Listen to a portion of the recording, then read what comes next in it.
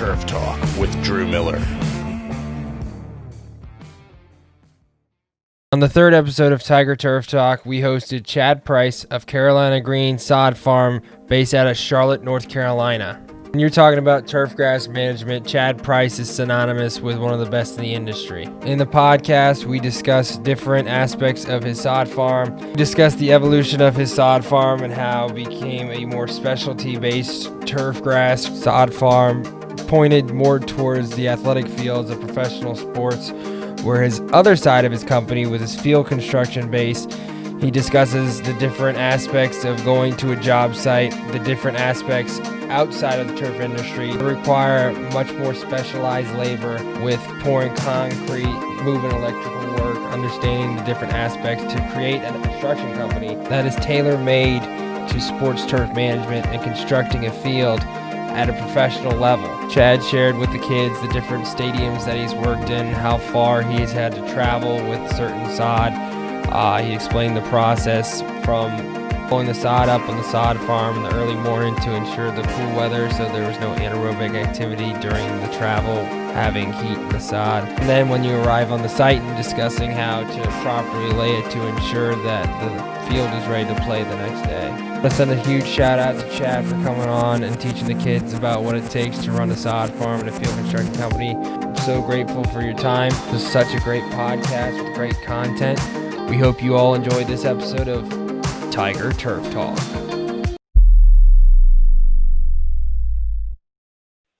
Welcome to the third episode of Tiger Turf Talk. I'm your host, Drew Miller, with your co-host, Rylan Harris. Today we have a very special guest, Chad Price, owner and operator of Carolina Green Sod Farm and Field Construction.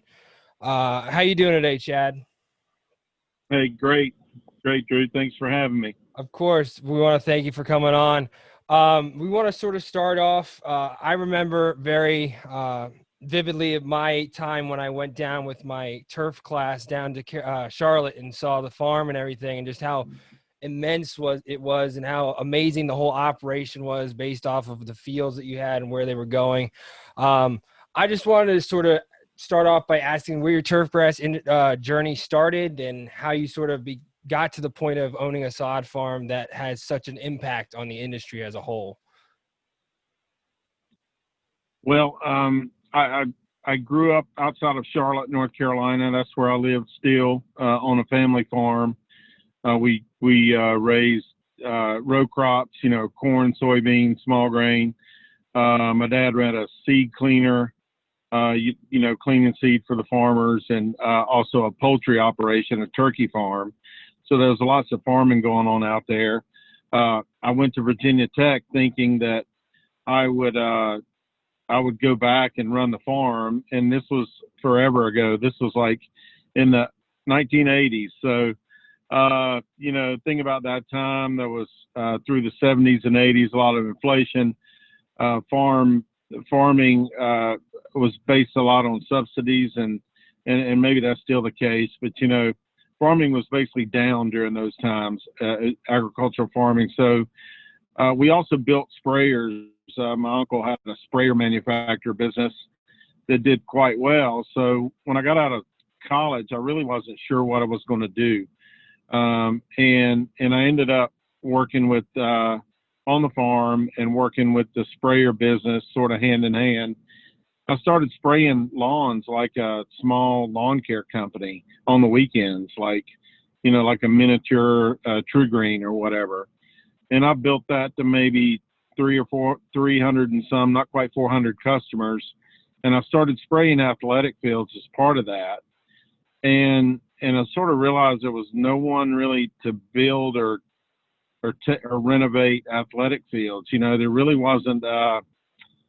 I guess you wouldn't consider that a career option back in those days. It was done by combination of whomever, grading contractors, maybe sod farms, maybe landscape companies. There really wasn't a specialty in sports turf. And really, even like in sports turf management, I mean, we talk about that today, like, that's a career choice, and it certainly is. But back then, you sort of, if you were studying turf grass, you were probably either going into a sod farm or more likely than not, going into golf course. So, for sports turf managers, it was just, I don't even know that that was even a phrase back then, but anyway, I sort of saw a niche, and having that farming background and just, the equipment background, started building athletic fields, and, we didn't know everything about how to do it. Laser graders were just being invented back then. And this is like in the 1990s. And so we sort of tried to get on the front edge of technology as far as laser grading and drainage systems and things like that. I really didn't study turf at Virginia Tech. I studied crops. At that time, there were 4 options: crops, soil science, turfgrass science, and environmental. And I think it's broken out similar now. There may be different words to describe that, but it's sort of a similar pathway. Yeah, they've actually split it into schools now. So there's a plant science school where the turf and the crops have gone one way and the soils has gone the other. So yes. It's my background was ag chem and a lot of pest management, entomology, things like that. I really didn't know much about grass, other than what you learned in plant physiology classes and things like that. So I had a lot of learning to do. And I must say, this was actually before the internet, if you can even believe there was a time before the internet. So when you would learn about things, you were studying books, you were ordering books, and you couldn't Google anything. And so just meeting people in the industry, and the Sports Turf Managers Association was a really important group to get hooked in with. I think I went to my first STMA conference in 1995, less than 100 people there. And we met people from all over the country sort of trying to do this thing as well. So that really allowed me to grow, I think, a lot in the trade and in the industry and the craft. And so the sod farm came along later, about 10 years later, maybe around 2005, we started our first sod farms, and that was mainly to try to produce quality sand-based sod that we would thereby use on our sand-based athletic fields. So, the majority of our business with Carolina Green is building athletic fields. That's probably 75% of our work. And then the other 25% has to do with specialty sod and sod production. So it was athletic field construction that really got us in the sod business. So what type of machinery do you use to create these sod farms and things? Some of it is agricultural type machinery, like, the big farm tractors you would see, in the soybean and cornfields. But and that would be for plowing and disking and prepping the land initially. Everything we grow is Bermuda grass. So once you plant Bermuda grass the first time, it typically will grow back on its own. You don't have to replant it like you do with fescue and bluegrass. So the fescue and bluegrass farmers, they're more constantly, every year, every time they turn over a crop, they plow and cultivate and do things like that. We don't really have to do that. So once we prep it the first time, we're pretty much good to go. So, but there are some ag piece of equipment like that. But once it's established, then we're operating typically with smaller pieces of equipment, like, under 100 horsepower tractors to run the harvesters, to run the mowers. A lot of the equipment is tractor driven. Some of the equipment is self-contained, like some of the bigger mowers, it's just a mower in itself with its own engine. But most of the things are actually pulled behind tractors, so the tractors is a big part of it. So for the day-to-day work on the farm, do you have any sort of schedule based off that, or is it just sort of you have certain fields you got to take care of, many mowing schedules, spray programs, anything like that you can sort of speak to the kids about? Yes, and I think we're in a pretty unique situation. We have about 70 employees in the company as far as people out in the field. We have about 10 people in the office, and of those 10 people, most of them are part-time. They work, 4, 5, 6 hours a day. And ironically, some of them are the spouses of the people who are out in the field, so we're very inbred, a bunch of families work there, so it's always a fun dynamic. But, when we have all these crews going out building fields. And so when we have a big sod order, or something like that, I can steal people from the crews to come supplement the guys at the farm. And so that is a huge advantage, because some days on the farm we need 10 or even 20 people. And some days we only need 2 or 3. And so in a normal situation, it's hard to employ, where do you find that happy medium? We're able to sort of find that happy medium by, taking people from our construction side and stealing them for a few days or a week to help with the sod production. We've gone through cycles where we sell sod continually to, home builder, or not to the exact home builder, but to a landscape company who is sodding and installing the landscape, like for tract homes. And they may do 4 or 5 homes a day, small little yards, but still it's 5 or 6 loads of sod every day, and they'll just order that every day. And so that's a great schedule. You can say, all right, I need to deliver 5 loads every day. And that's nice and scheduled, easy to schedule. We've gotten more out of that business and more into the specialty grown sod. And so some days we may go several weeks without selling any sod. And then all of a sudden we have to send out, 2 ball fields on one day. So it's gotten a little more crazy, but we found that crazy as far as scheduling people, but we found that, we can get paid more for those specialty grown, specialty, any type of specialty sod would just get more for it. And so, again, trying to find that balance. I honestly can't tell you which is better. It seemed like it was easier when we were just selling sod every day to commercial turf is what we call it, rather than like today, for instance, the last 3 days we've been sending sod to Jacksonville for a baseball stadium. Well, that's great, and we charge a premium for it because they want it mowed a certain way and cared for a certain way.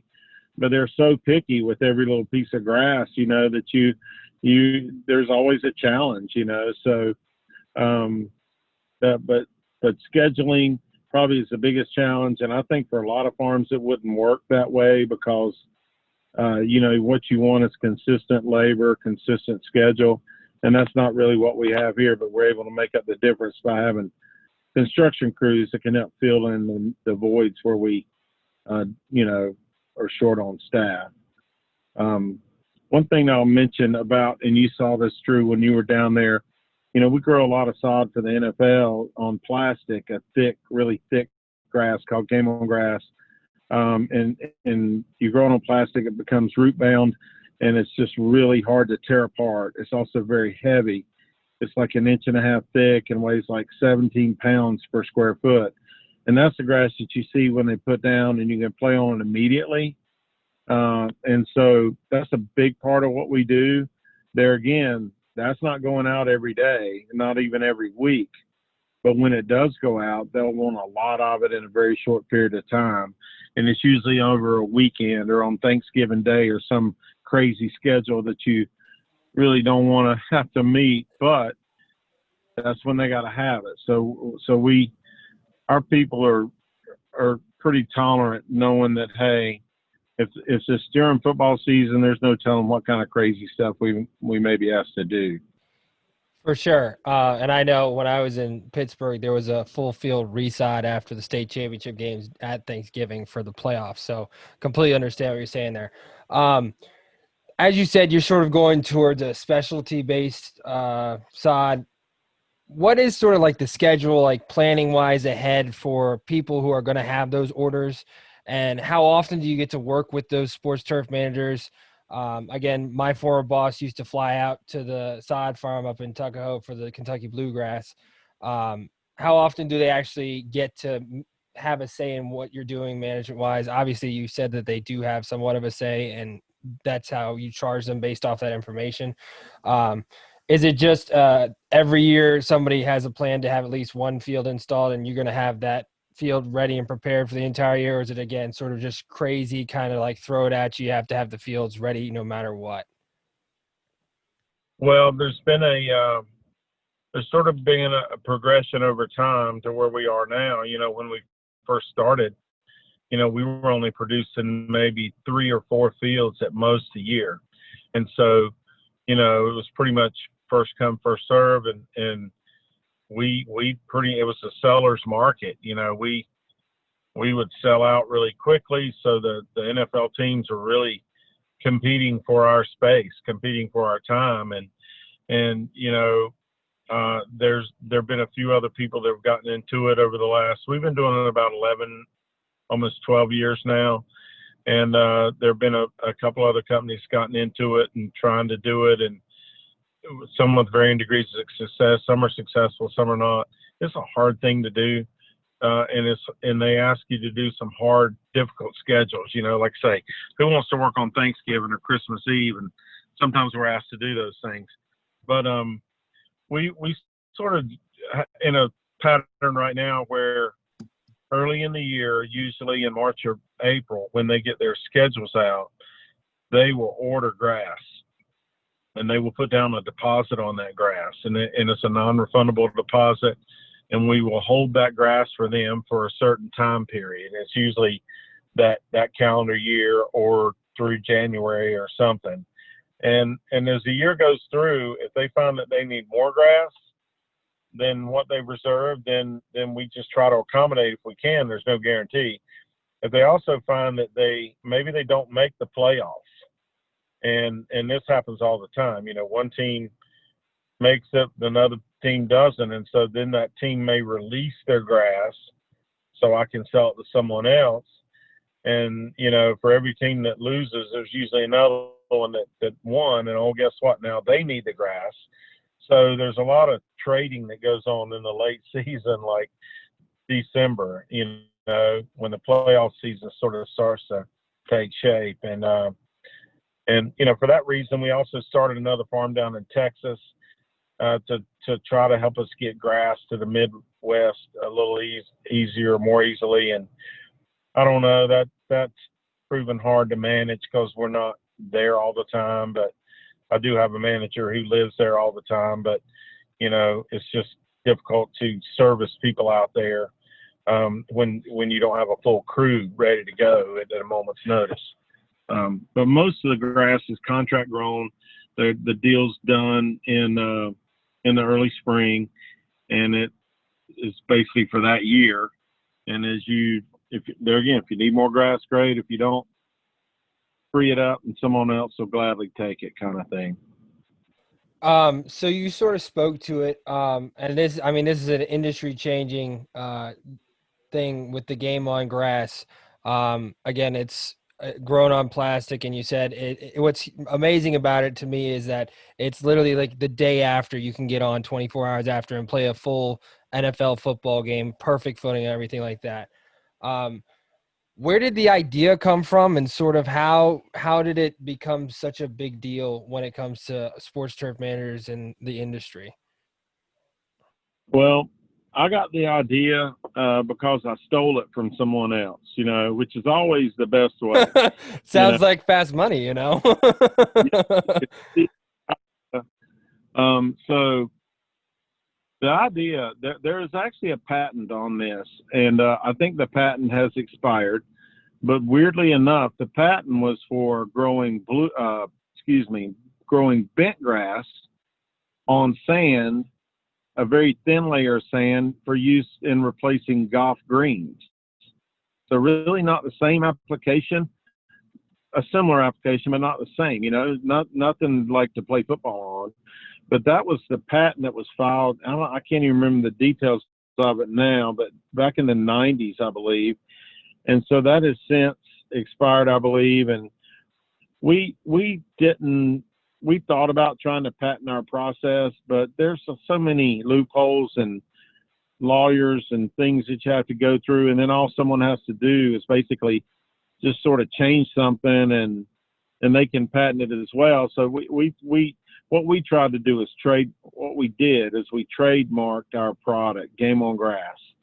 And the idea being that, Game on Grass is Game on Grass. It's different than sod grown on plastic. And so we have a special recipe, a special process, special sand gradation and things like that we know that will drain, but also provide stability. And then just the management of it. Sometimes it's not like there's anything super special about it, although there are some key components, but it's just doing the work. If you work hard and stay on top of the product, it'll be a good product. If you take a holiday or whatever, sometimes things can go south. But that market, the reason we got into it, the way we got into it is we were doing a sod replacement for actually at University of Virginia after a concert in the middle of football season. It was in October.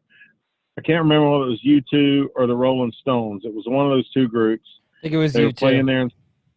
U2. Because they had that big stage. I remember that stage now. Massive. So they were having a big concert and right in the middle of football season. And so Jesse Pritchard, the sports surf manager there, is like, hey, we got to do something. We do all the work at UVA, have for a long time. And so there was a company doing this down in Alabama, and they had done a few Super Bowls and a few high-profile jobs. They didn't have enough grass. And so we started talking and like, hey, do you think we could do this? Jesse asked me that question. I said, yeah, I think we can do it, but, anyway, so we started down that road and we tried it. And after we got about a month into it, then the Philadelphia Eagles caught wind of it, and they came to us and said, hey, can you grow us a field? So we planted more, and then it just took off from there, and by having a sorry, Drew, did I lose you? I got to plug my phone in. By having the contacts with the sports surf industry, and already having sort of a track record of building fields, it sort of opened the door to these other places, other venues. So that's sort of how we got into the Game on Grass aspect of things. Is there anything like really specific? I mean, if you can share, that is, with the special recipe and everything. Is there any major things that you can't do to the Game on Grass that you usually do to your sand-based sod that you can sort of discuss?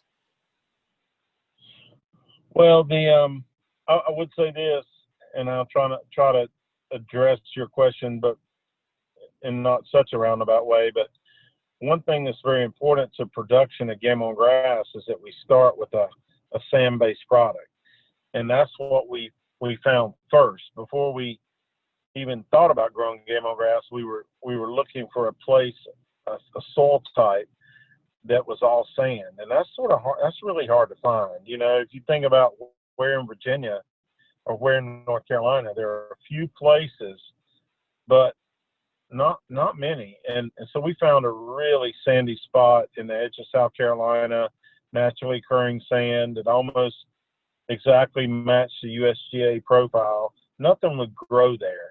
There was a little bit of cactus and some scrubby pine trees. It was basically like a big sand dune, 200 acre sand dune. And so we're like, on it. I'm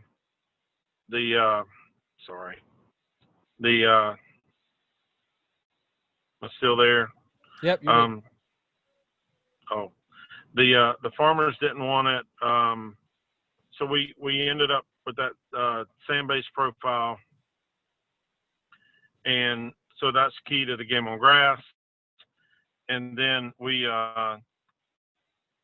just tried to mimic that same sand. And when we top dress the sod on plastic, basically the process for growing Game on Grass, you put down plastic, you have irrigation underneath that, just like you would in a big soccer field.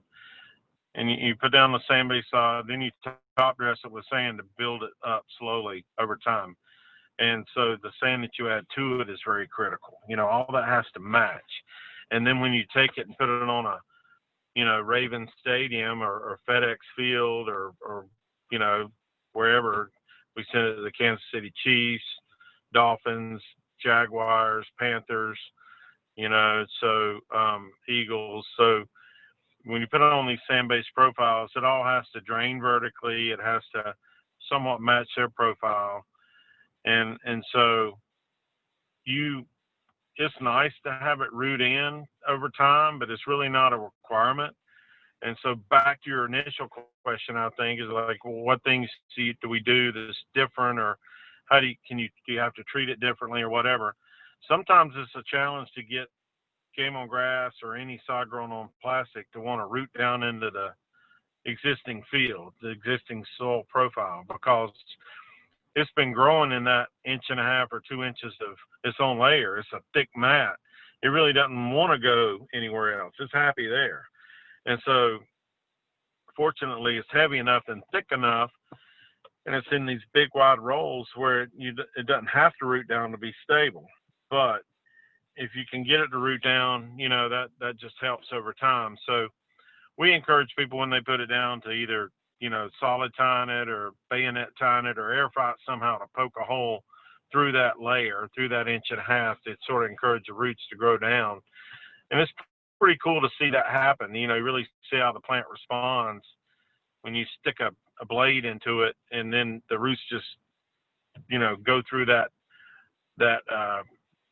hole that you punched and like crazy and root into the surface. So that's probably the biggest thing I see, as much as anything about a management tool that you would use after you put the stuff down. Awesome. So when I was down there, there were the different parts of the company. There was a part, and I'm curious if you guys are still working, that works on local fields in Charlotte. And if you could sort of speak to the different things that you do around there, if it's still part of the business.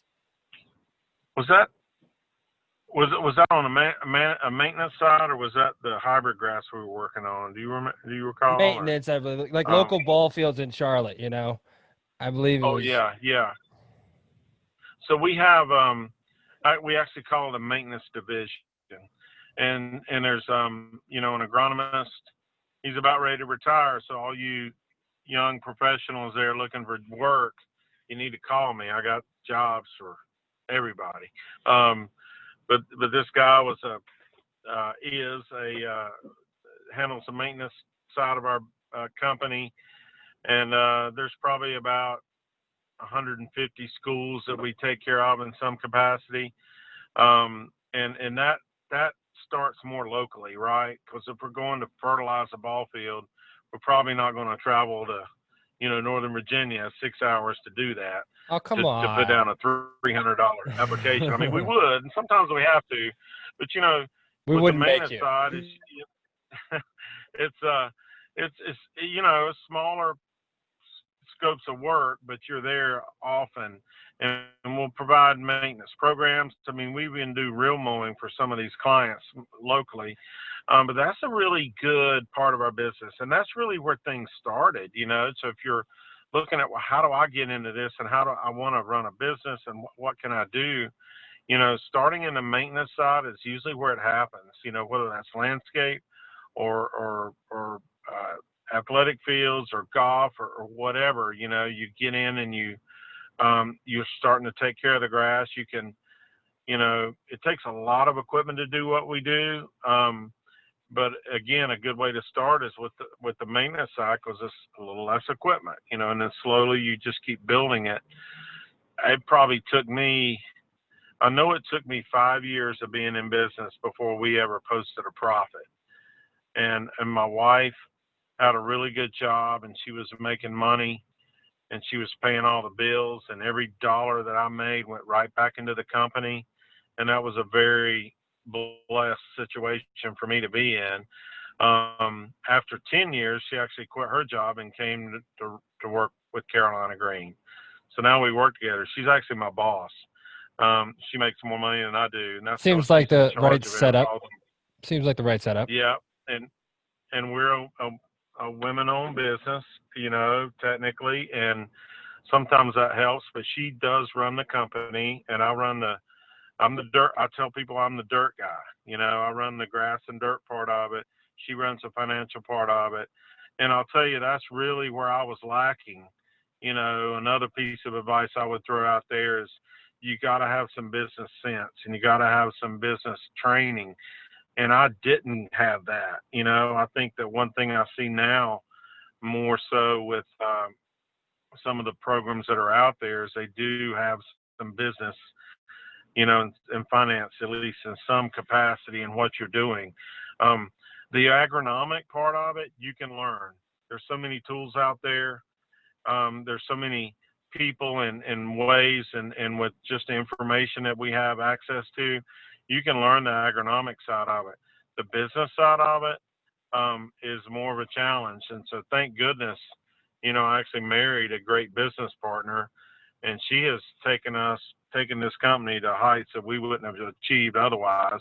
Bonding, insurance, loans, banks, all these things, contracts, signing, the legalities of contracts. So we really have a lot of things that that she takes care of that, are a little bit out of my league, so to speak.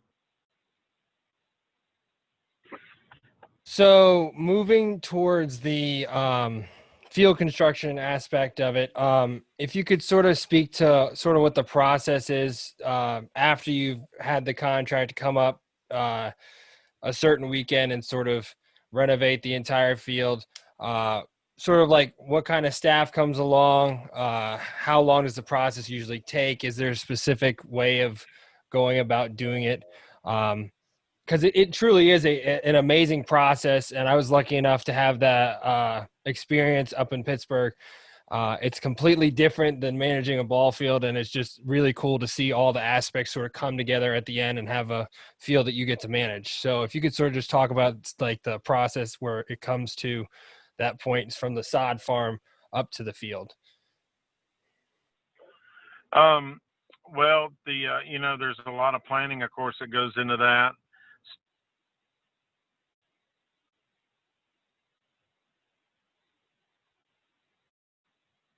Goes on for a couple years before they even break ground on the site. There are designers out there who specialize in athletic field design. There are not that many of them. They're scattered around the country. But, a lot of times we're consulting with them, even on the front side, about how things will be done. We actually do a lot of the design ourselves.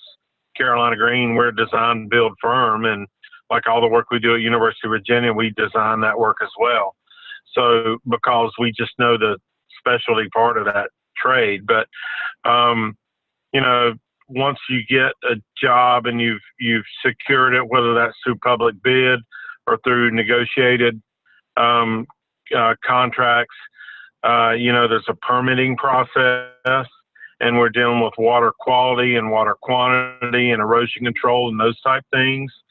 So, in order to do these jobs from a construction standpoint, you really have to be a general contractor. That's something I didn't know, and I had to go get my general contractor's license. And I promise you wouldn't want me building your house, but apparently I can I got a license. I could if you'd let me, but I'd probably screw it up. But you have to be a licensed contractor.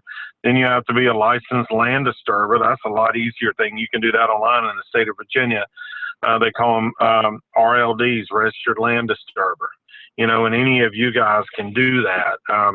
Pay the $15 and take the class. But that brings to your attention a lot of the components of dealing with erosion control and how to maintain a construction site properly from an erosion control standpoint and water quality standpoint, and all this is before we really do anything, and then there's also a process of securing the materials and having everything spec'd out and the right sand and the right sod and the right, irrigation valves and irrigation components. There's a lot of submittals we have to put into the architect and the engineers to get their approval on.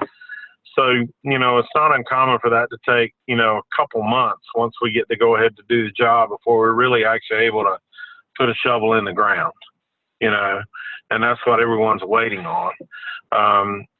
From that point, that's when it really gets fun for me is building the job. We stay out of town a lot, most of the time we're home on the weekends, but we're living in hotels and eating, out in restaurants and things like that, away from home, away from families. For some people, especially younger people, it's great. You don't spend any money.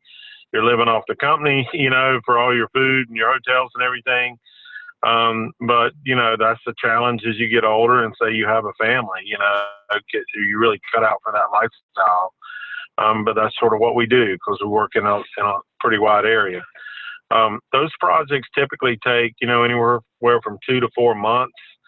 And so, you're in there working alongside other people, if they're putting up the lights or building a field house or, doing the parking lot or whatever, you're working along with other contractors and you sort of learn their trade in the process. And sometimes that can take you down different roads. You may find that, hey, I really like the construction side of things and move into a project manager or something like that. But we definitely are exposed to a lot of the different trades and crafts, concrete, steel, electrical, HVAC, all the other trades we see in these jobs that we work on.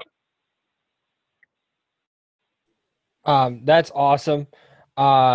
So I know that I found this very interesting. I'm curious if you guys do the same thing. For transport of the sod itself, because a trip from North Carolina, say up to Philadelphia, you said you installed up in Philly. What is it that you do specifically to ensure the health of the grass for that transport, and what type of machines are you using? And do you own the machines or are they rented out? Just sort of how does it impact your business in that way?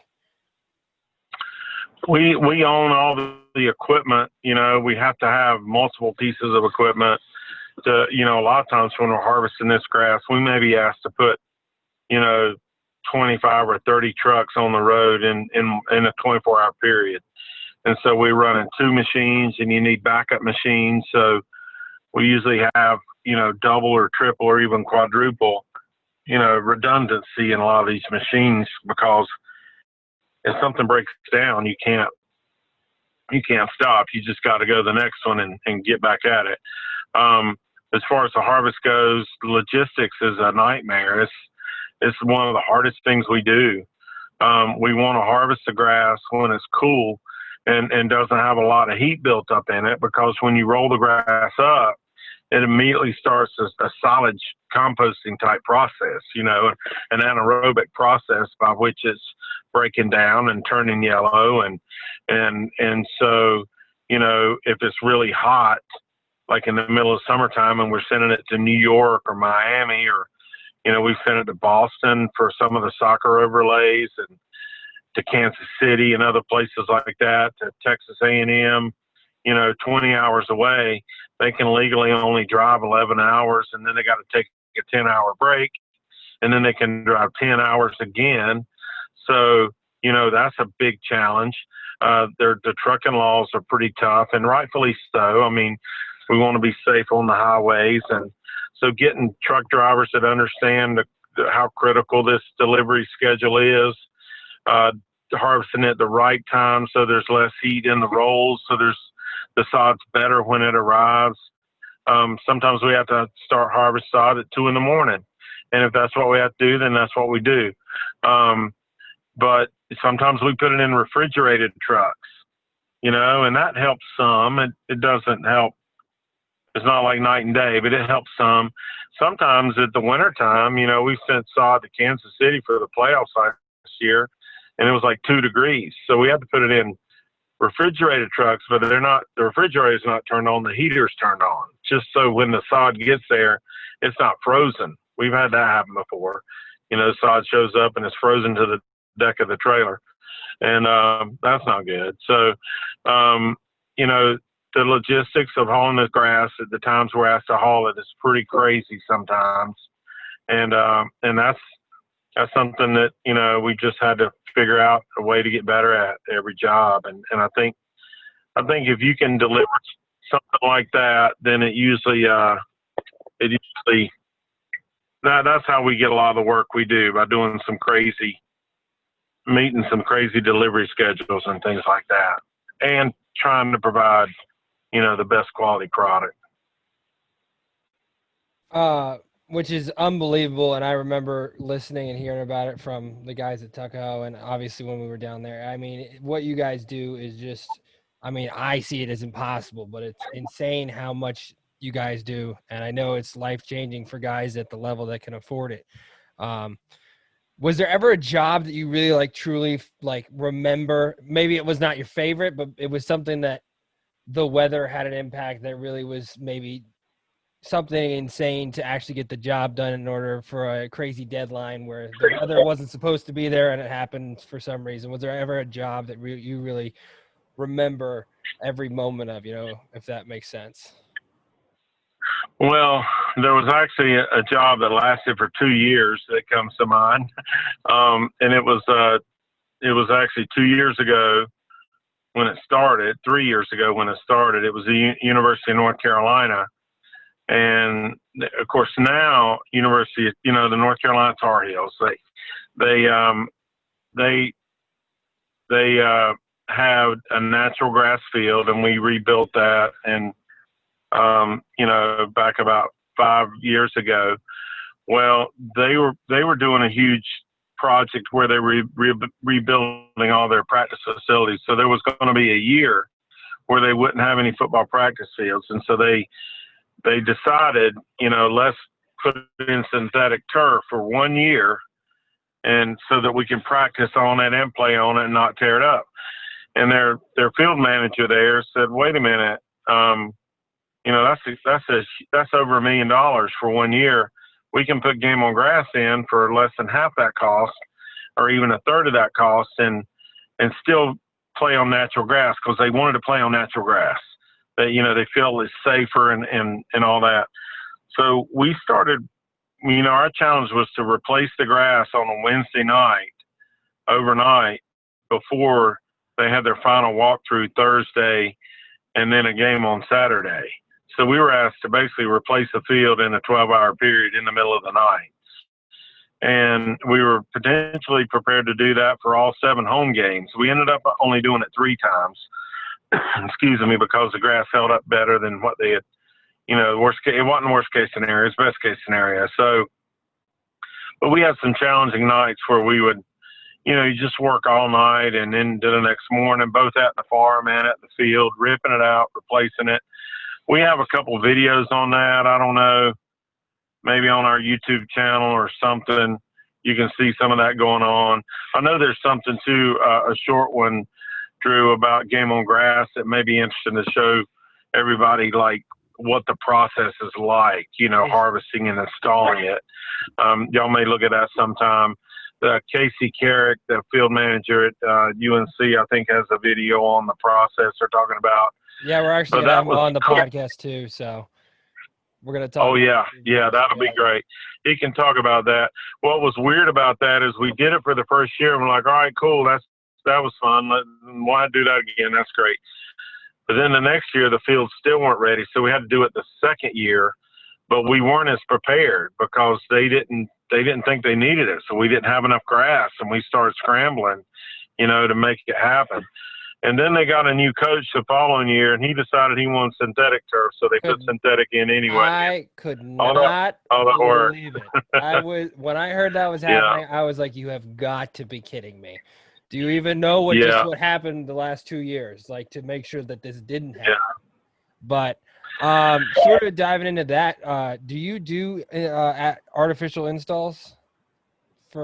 We do, actually. So I have to be careful what I say because, you don't bite the hand that feeds you, and we do both. And the reason is, if a client, any client, we need to serve their needs, and there is a place for synthetic turf. There are places that you just can't grow, grass to make it work, and you have too much play. there's some schools and colleges that maybe only have one field, and they got to do everything on that field. So synthetic is probably a better option for them. But I think it's no secret, and the science is, slowly coming around to show us that natural grass, quality natural grass, is a safer surface to play on than synthetic. The synthetic turf companies have some work to do to create a safer surface. And so, Even this past that's weekend, sort of where we are. there's four Yeah, I mean, guys in one field. Yeah, the Meadowlands there. And so, the 49ers lost 4. The Jets also lost 2, I think. Yep. And then, running back, his MCL. Yeah. And so now the Niners, I think, are practicing in Greenbrier, and they got to play the Giants there this coming week. Apparently, they're thinking about boycotting. They're back to back. Well, the truth of the matter is, right now they could go play that game at your high school field because there's no fans there. All they need is room for TV cameras and their sideline personnel. But I'm sure they won't do that. But that's the reality of it. But I think that all those things are good for grass. At the end of the day, we need to get our industry, our sports turf industry, in a position where they're paying people, more than what we have now. And I know at the highest level, the pay is good, but there's a lot of, just like in golf, there's a lot of entry and middle level that, is challenging as far as pay and compensation. And so, just bringing people's attention to the fact that, there is such a skill set involved in maintaining these fields and how valuable that is to, not only the safety of people, but the bottom line of professional organizations and even colleges.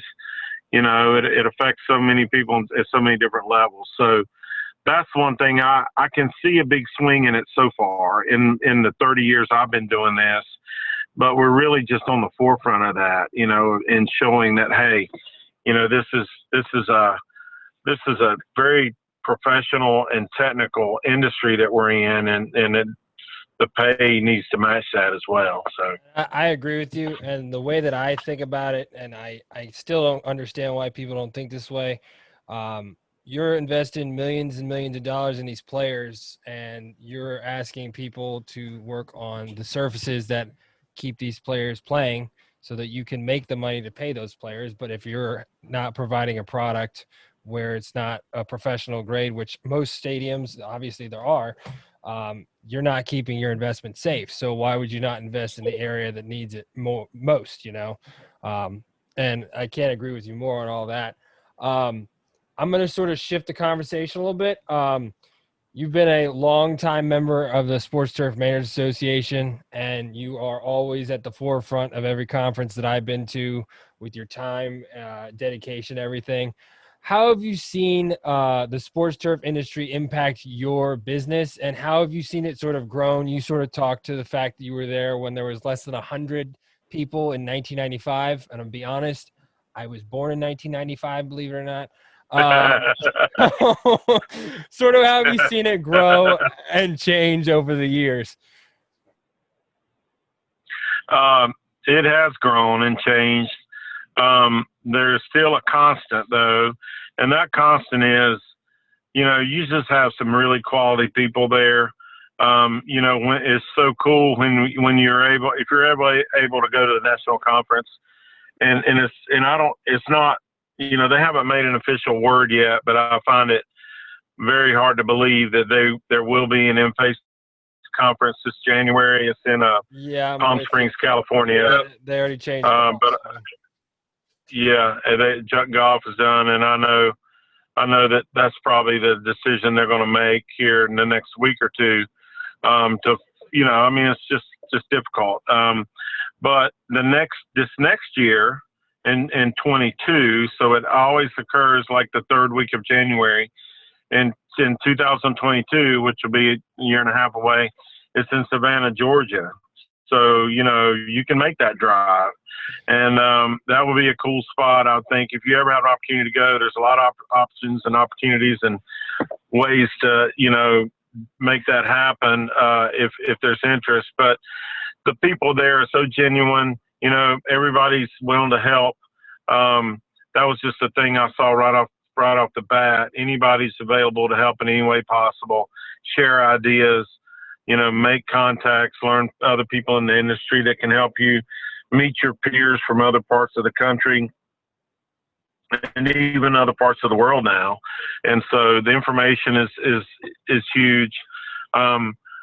You know, back then, you know, I would just love to get their monthly magazine because, you know, again, this is before the internet. That's where I learned so many different things. And now the tools for learning is just expanded. But, you know, it was very helpful to me, extremely helpful to me to be involved in that organization. There's another one now that I've been involved in probably 15 years or so, and it's the American Sports Builders Association, ASBA.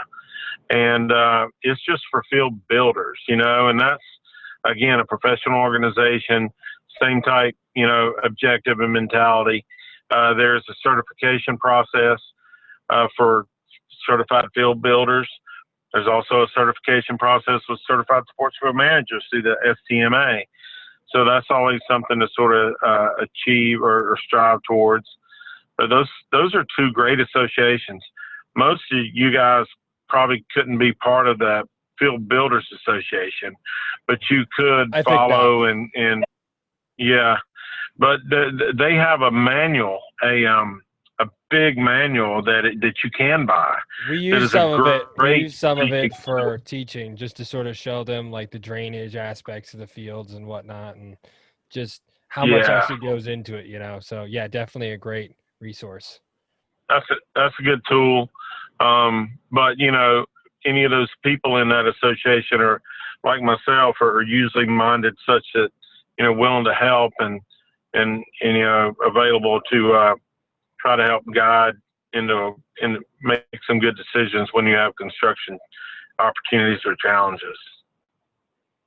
And I was actually about to ask you about the Field Building Association. So, they're based out of Baltimore, but they're a national organization. They're you know, their certification program's probably only about 12 years old. Not as long as the SCMA, but still have a pretty good record now. Good organization. And you know, the Virginia Sports Turf Manager Association, North Carolina and South Carolina, the Carolinas SCMA, they have a nice conference down in Myrtle Beach. Of course, it's been canceled or trying to do something virtually for this year. That's another thing in December, you know, not too far to travel. If you guys, if anybody, you know, was up for it, that's a good little shorter show, a lot less costly show. But those are all really good, you know, places to try to tap into, you know, some people and some ideas and learn about this industry. For sure. I follow you on social media, obviously, and I've noticed there's sort of been a trend, and there was a recent one about you posted a little information about sports turf management in North Carolina and Virginia for the high school level, and sort of how to navigate the spring season with COVID, having all the sports sort of in that time. Have you seen growth with, again, you were talking about the avenue of learning from the industry. Have you sort of seen a growth in that aspect, and how have you sort of taken it on? Again, listening to that thing was awesome. It was great information that a lot of athletic directors, say in our county, don't have the background knowledge on, and they just aren't aware of it. Have you seen any growth towards that? And would there ever be something where you could come up with something where, again, if it's at the VHSL and a bunch of different things, where those people who are the ones that are in charge of the fields have a better understanding of how the management practices have an impact? I think there's a great opportunity for that. Ironically enough, yesterday I had a Zoom call with, I don't remember, I think it was in the 70 some people of ADs and coaches, I don't know, mostly ADs, and through the what did you call it? The Virginia High School League or VHSL, yep. whatever. I got you. VHSL.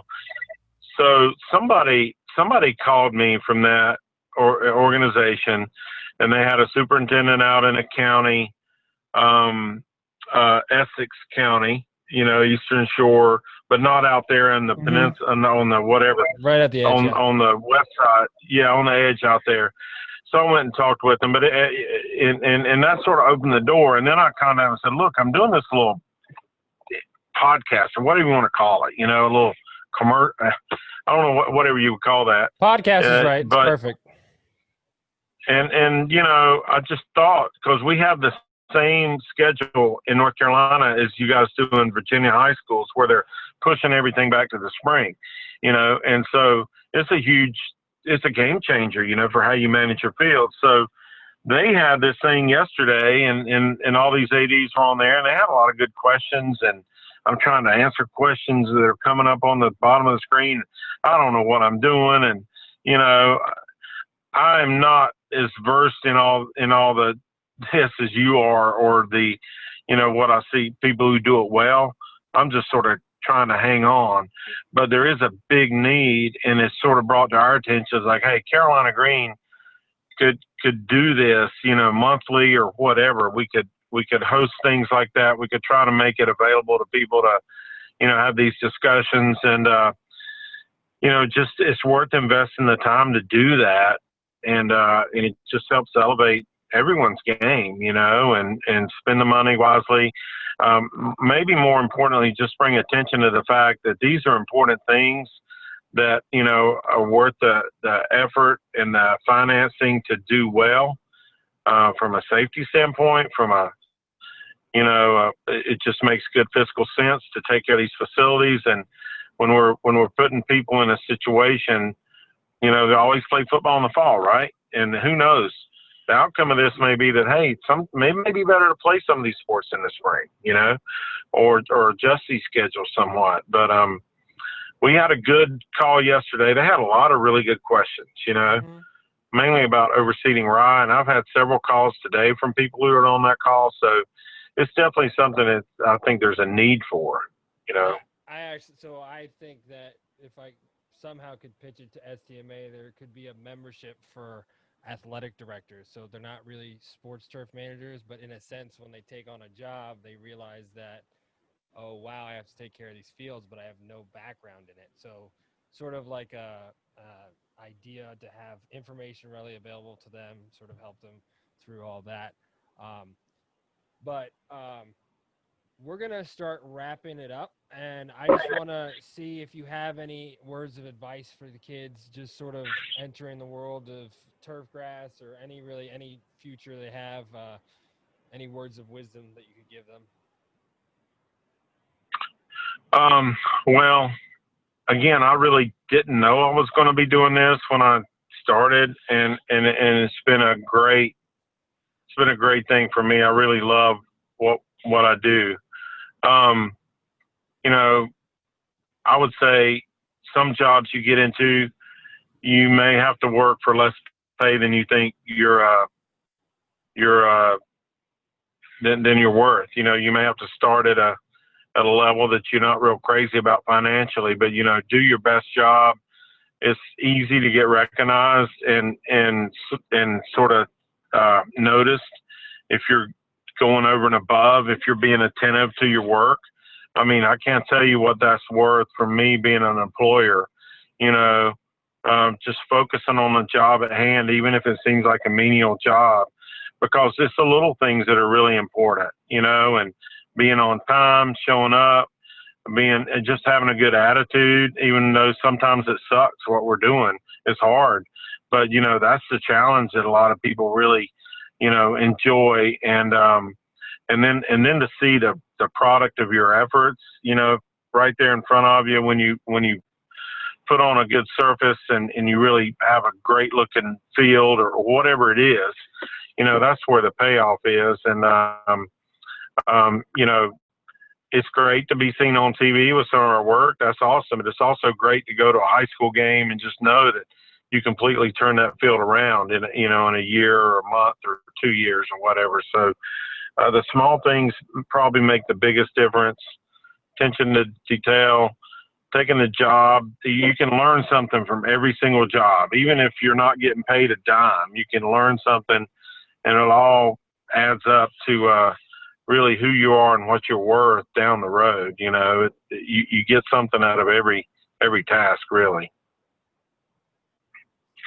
Well, thank you so much. We're going to open it up to a couple questions. So, guys, if you just want to ask, go ahead. Yeah, What was your Go ahead. What was your craziest job when it came to weather conditions when installing a field? Well, I've had several that I couldn't feel my hands or my feet. It's just so cold when you're doing a midnight install or in the pouring rain or things like that. We've tried to cover the fields to keep them from frosting. We've covered the fields to keep the snow off, and then have to push snow off the covers to get to it to harvest the grass to send it up the road. Some crazy things like that you never hope to get involved in. I think dealing with the cold has been harder for me than dealing with the heat. That is, cold fingers and me don't get along. Even though I'm sort of a big guy, I'm still a baby when it comes to cold weather time. Don't worry, I am too. I remember one job, I could not feel my legs, and I was like, how am I even walking right now? You have another question? Yeah.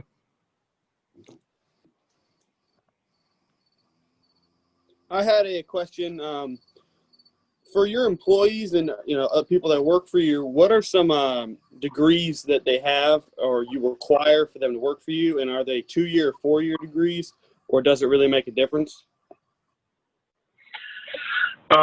We have a wide mix of people from a wide mix of areas and careers or whatever.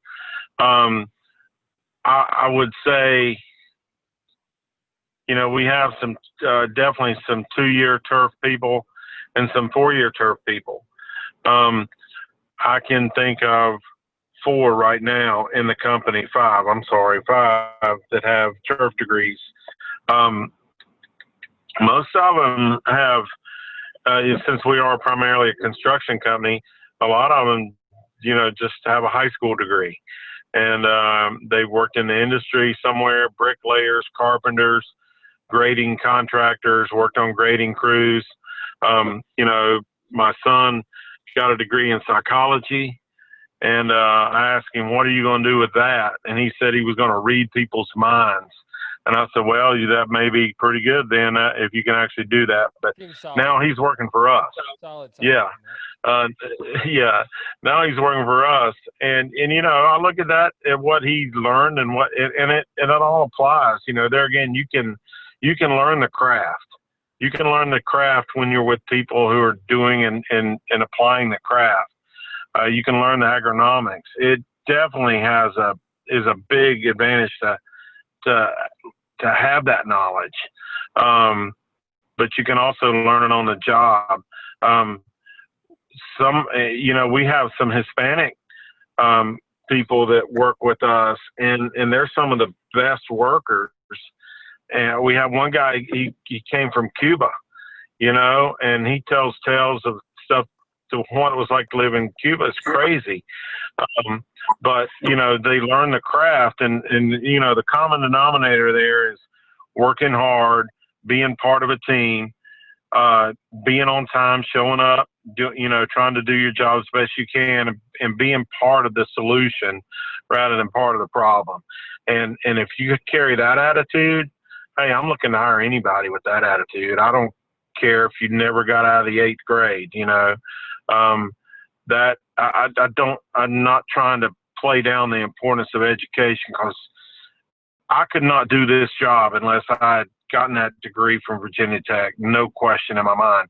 But there's a lot of other things you learn in your formal education, just how to find out answers, how to deal with problems. That's what you really learn. That's what I really learned in college, how to figure it out and how to get the answers I needed and problem solve and things like that. So just having that mindset about whatever you do, that is such a benefit to an employer.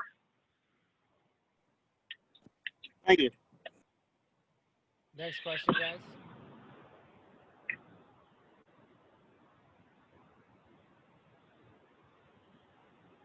Any other questions? Well, Chad, thank you so much for coming on. I really appreciate it. What do you guys say? Thanks. Thank you. Thank you. Thank you.